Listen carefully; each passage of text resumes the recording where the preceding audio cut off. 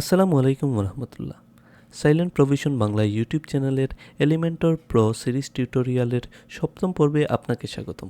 তো বন্ধুরা, আজকের এই পর্বে আমরা এলিমেন্টর প্রো এর স্লাইডার যে উইজেটটা আছে সেটা সম্পর্কে বিস্তারিত জানবো, সেটা কিভাবে কাজ করে, সেটার ডিজাইন কিভাবে করতে হয় সেটা সম্পর্কে বিস্তারিত জানবো। সো চলুন শুরু করা যাক।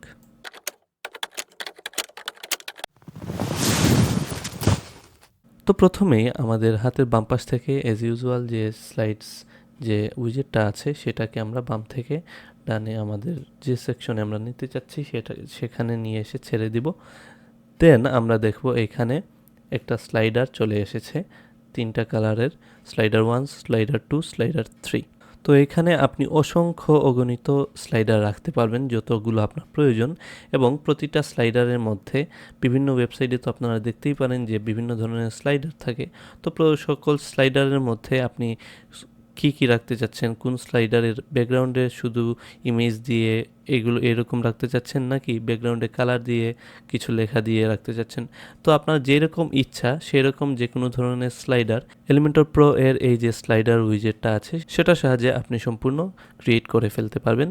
সো চলুন দেখে নেওয়া যাক। প্রথমেই আমাদের কি আছে, তিনটা স্লাইডস আছে, যে এই যে প্রতিটা স্লাইড একটা একটা করে এই যে দেখতে পারবেন, একটা, দুইটা, তিনটা, টোটাল তিনটা স্লাইড আছে। যদি আমরা এইটাকে ডুপ্লিকেট করি, স্লাইডার 2টাকে আমরা এটাকে যদি নিচে নিয়ে আসি, তো দেখবেন এখানে 4টা স্লাইডার চলে এসেছে এবং এটা খুব সুন্দরভাবে অ্যানিমেট হচ্ছে, এটার কন্টেন্টগুলো চেঞ্জ হচ্ছে।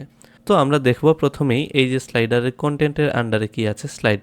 তো এই যে স্লাইড 1-এর যে হেডিং যেটা আছে, মানে এই যে লেখাটা, তো এইটার মধ্যে যে কিছু আছে সম্পূর্ণ সব কিছুতে কিন্তু একই জিনিস আছে, সেম।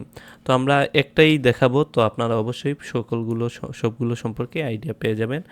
তো প্রথমে চলে আসুন, এই যে স্লাইডটা আছে, স্লাইড 1-এর হেডিং, এই যে মানে এই যে স্লাইডারটা আছে, আমরা যদি এখানে এটার কন্টেন্টটাকে একটু চেঞ্জ করে দিই, স্লাইডার 1 লিখে, আমি বোঝানোর জন্য এইটা দিচ্ছি আর কি। তো আচ্ছা, তো দেখেন স্লাইডার 1 এটাকে আমরা এডিট করতেছি, যেহেতু এটাকে এডিট করতেছি তো আমরা এটার চেঞ্জেসটা দেখব। তো প্রথমেই আছে দেখেন কালার।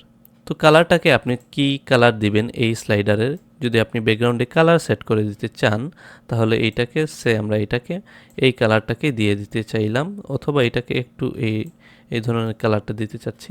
তো দেখতে পারবেন স্লাইডার 1 যেটা আছে এটার ব্যাকগ্রাউন্ডের কালারটা কিন্তু এটা পেয়ে গেছে।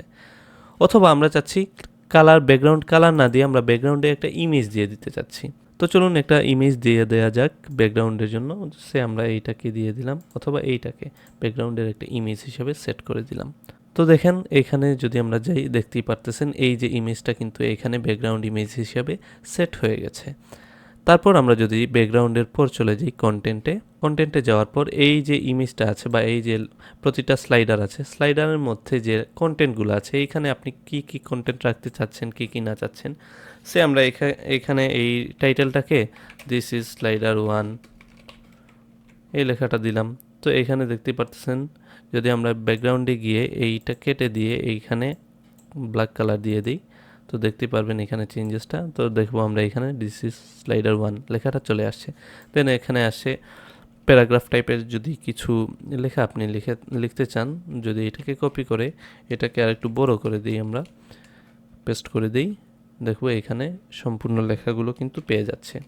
তারপর আছে বাটন। এই যে বাটন, এখানে যে বাটনটা আছে আপনি যদি চান এখানে বাটন রাখতে পারেন, যদি না চান কেটেও দিতে পারেন। তো আমরা এখানে কেটে দিলে সম্পূর্ণ বাটনটা কেটে যাবে। আবার যদি আমরা এখানে লিখি ক্লিক নাও, এখানে একটা বাটন চলে আসছে। দেন এই বাটনে ক্লিক করলে কোন জায়গায় নিয়ে যাবে ইউজারকে সেটা কিন্তু সে এখান থেকে লিঙ্ক আপ করিয়ে দিতে পারবে। তারপর আছে স্টাইল। এখানে যদি আমরা স্টাইলে যাই, এখান থেকে আপনি কাস্টম যে কোনো ধরনের স্টাইল কিন্তু করতে পারবেন, যে এই যে এইটার হরাইজন্টাল পজিশন কোন জায়গায় থাকবে, ডান বামের পজিশন আর কি, এক্স অক্ষ বরাবর, আর ভার্টিক্যাল পজিশন যেটা আছে ওয়াই অক্ষ বরাবর, মানে লম্বালম্বি, সেটা যদি আপনি টপে দিতে চান টপ, বটমে দিতে চাইলে বটম, মিডিলে দিলে মিডিল। বাই ডিফল্ট দুটি কিন্তু মিডিলে থাকে। তারপর আছে এই যে টেক্সট, এটার অ্যালাইনমেন্ট আপনি কোন দিকে রাখতে যাচ্ছেন, এগুলো এখান থেকে আপনি কাস্টম যদি চান তাহলে এখান থেকেও আপনি এগুলোকে কন্ট্রোল করতে পারবেন আর কি। এগুলোর কালার যেটা আছে কালারটাকেও আপনি এখানে সিম্পলি আপনার ইচ্ছা মতো আর কি কন্ট্রোল করতে পারবেন, এটা যদি আপনার প্রয়োজন হয়। তো আমরা এটাকে আপাতত হোয়াইটই রাখলাম, অথবা কাস্টম কালারটাকে কেটে দিলাম, আমরা চাচ্ছি না, আমরা স্টাইল করব আমাদের উইজেটের স্টাইল অপশনে গিয়ে আর কি। দেন আছে দেখবেন এই যে স্লাইডারগুলো আছে, এগুলোর যে হাইটটা আছে 400 পিক্সেল আছে উপরে নিচে। যদি এইটাকে আপনি আর একটু বাড়িয়ে দেন, আপনি চাইলে এই স্লাইডারগুলোকে আপনার ইচ্ছা মতো বাড়িয়ে নিতে পারবেন।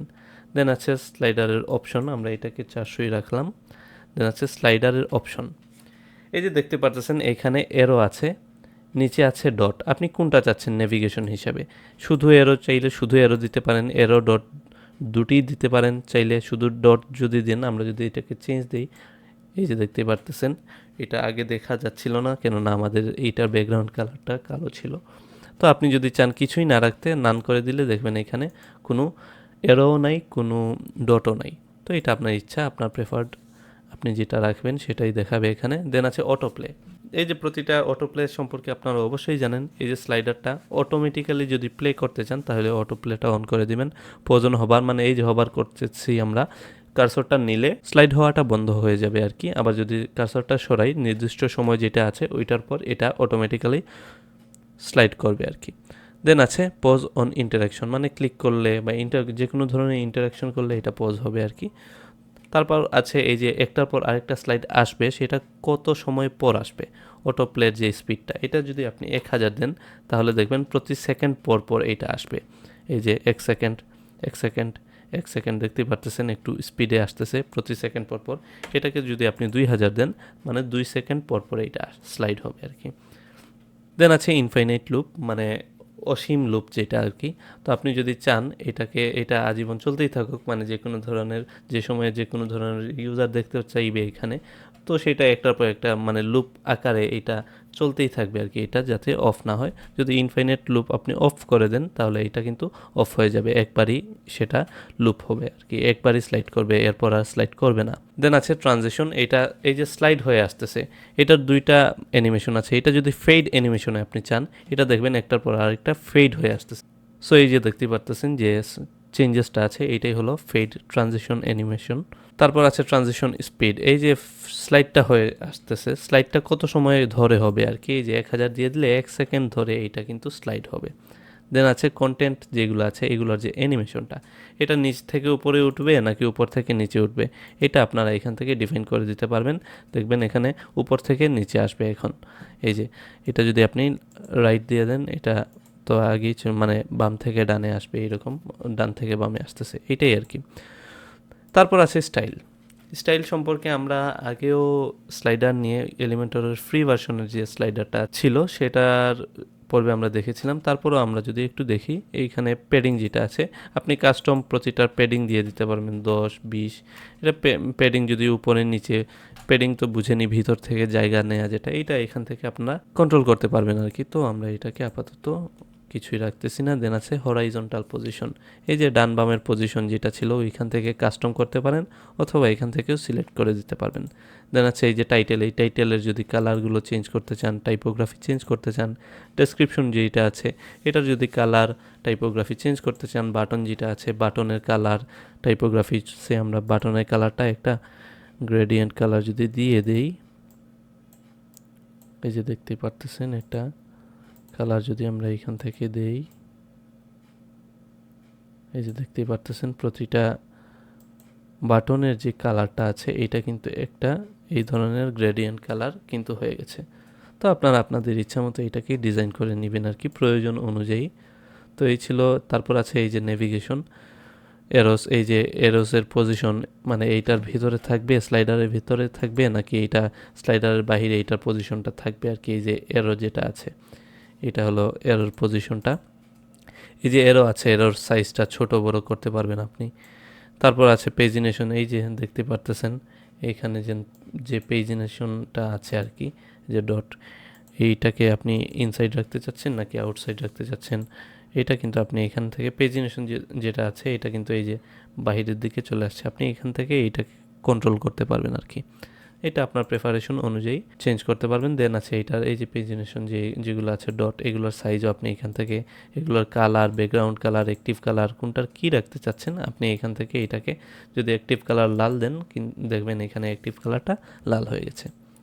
সো এই ছিল। যদি আমরা এটাকে একটা আপডেট দেই এবং প্রিভিউ চেঞ্জেসে যাই, দেখো আমরা এই পর্যন্ত যে স্লাইডারটা আমরা ক্রিয়েট করেছি, এই যে দেখতে পারতেছেন স্লাইডারটা কিন্তু নির্দিষ্ট একটা সময় পর পর দেখবেন এটা অটোমেটিক্যালি লুপ আকারে এটা কিন্তু স্লাইড হচ্ছে।